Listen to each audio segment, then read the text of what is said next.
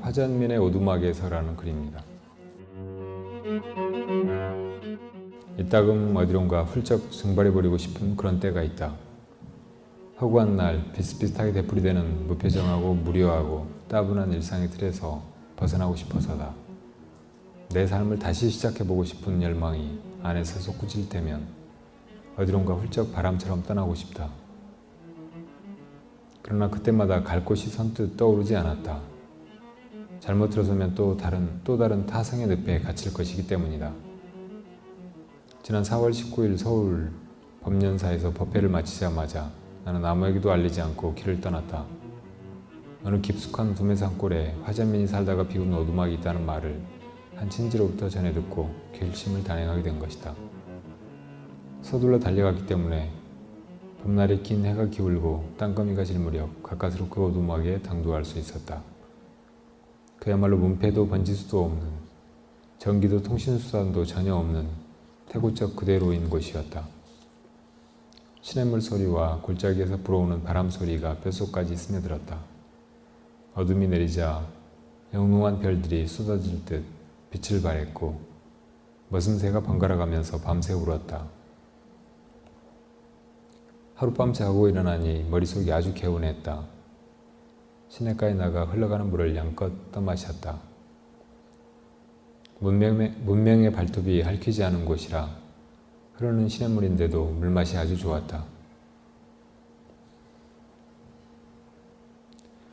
처음 그 오두막을 찾아갈 때는 사람이 거처할 만한 집인지 둘레가 어떤지 내 눈으로 살펴보고 한 이틀 쉬었다고 돌아올 생각이었다. 그런데 하룻밤 쉬어보니 그대로 눌러앉고 싶어졌다. 다음날 30리 밖에 있는 장에 내려가 필요한 연장들을 구해왔다. 우선 땔감을 마련하려면 톱과 도끼가 있어야 했다.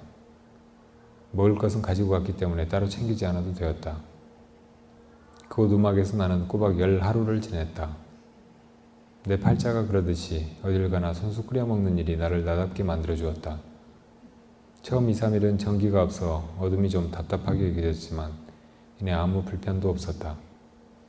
촛불이 훨씬 그윽해서 마음을 아늑하게 다스려 주었다. 문명의 연장에 길이 든 우리는 편리하다는 그 한 가지만으로 많은 것을 빼앗기고 있구나 하는 생각이 문득 들었다. 그곳에서 지내는 동안 다양스럽고 고마운 일은 무엇보다도 사람 그림자를 전혀 볼 수 없는 점과 맨날 그저 그렇고 그런 세상 돌아가는 소식이 미치지 않는 점이었다. 나는 근래에 와서 사람을 그리워 본 적이 전혀 없다. 앞에서 사람 그림자라는 표현을 썼지만 보다 솔직한 표현을 쓴다면 사람 꼴이라 했을 것이다. 사람들에게 시달린 처지라 사람 꼴 안 보니 얼마나 좋았는지 몰랐다. 우리가 진정으로 만나야 할 사람은 그리운 사람이다. 한 시인의 표현처럼 그대가 곁에 있어도 나는 그대가 그립다 하는 그런 사람이다. 곁에 있으나 떨어져 있으나 그리움의 물결이 출렁거리는 그런 사람과는 때때로 만나야 한다. 그리워하면서도 만날 수 없으면 삶의 그늘이 진다. 그리움이 따르지 않는 만남은 지극히 사무적인 마주침이거나 일상적인 스치고 지나감이다. 마주침과 스치고 지나감에는 영혼의 메아리가 없다. 영혼의 메아리가 없으면 만나도 만나는 것이 아니다. 그 오두막에서는 밤낮으로 시냇물 소리가 들려 영혼에 묻은 먼지까지도 말끔히 씻어주는 것 같았다. 해발 700m가 넘는 그곳은 봄이 뒤늦게 찾아왔다. 내가 그곳을 떠나올 무렵에야 온 산의 진달리가 무더기로 피어났다. 나는 금년에 봄을 3번 맞이한 셈이다. 첫 번째 봄은 부겐빌리아가 불꽃처럼 피어오르던 태평양 연안의 캘리포니아에서였고, 두 번째 봄은 산수유를 시작으로 진달래와 삼복꽃과 철쭉이 눈부시도록 피어난 조계산에서였다. 그리고 두메산골의 오두막에서 무리지어 피어난 민들레와 진달래 꽃사태를 맞은 것이다. 올봄은 내게 참으로 고마운 시절 인연을 남겨주었다. 순수하게 홀로 있는 시간을 마음껏 누릴 수 있게 해주었다. 홀로 있을수록 함께 있다는 말이 진실임을 터득하였다. 홀로 있다는 것은 어디에도 물들지 않고 순진무구하며 자유롭고 홀가분하고 부분이 아니라 전체로서 당당하게 있음을 뜻한다. 불이람에서 지낸 몇 년보다도 훨씬 신선하고 즐겁고 복된 나날을 누릴 수 있어 고마웠다. 살 만큼 살다가 이 세상을 하직하게 될 때 할 수 있다면 그런 오두막에서 이 다음 생으로 옮아가고 싶다. 사람이 많이 꼬이는 절간에서는 마음 놓고 눈을 감을 수도 없다.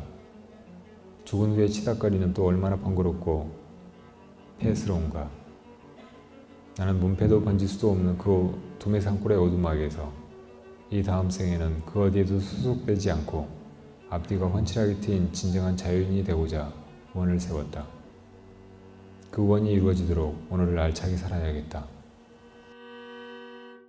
생의 마지막까지 무소유의 삶을 몸소 실천했던 곳 강원도 산골의 오두막집은 스님의 생전 모습과 참 많이 닮아 있다고 합니다. 김문영 기자가 다녀왔습니다. 봄 기운이 스며들기 시작한 강원도 오대산 기슭. 개울을 건너 눈 덮인 오솔길을 오르다 보면 고즈넉한 오두막 한 채가 나타납니다. 법정 스님이 병세가 악화돼 떠나기 직전까지 무려 17년이나 머물던 수행처입니다. 세간의 이목을 피해 이곳까지 찾아온 법정 스님. 화전민이 쓰던 집을 단장하고 수도자로서의 삶을 다졌습니다. 저는 참 유명하신 스님인 줄은 몰랐어요. 낡은 책상과 허름한 그릇, 손때 묻은 지팡이, 무소유의 행복이 깃들여 있습니다.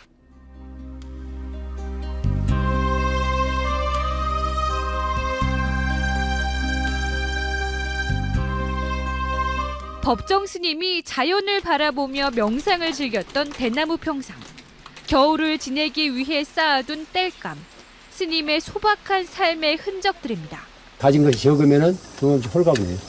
매인 데가 없으니까 텅 빈 상태에서도 충만감을 느끼는 거예요. 비움의 미학을 몸소 실천했던 법정 스님. 스님의 산골 오두막은 자연 속의 삶 그 자체였습니다. KBS 뉴스 김은영입니다.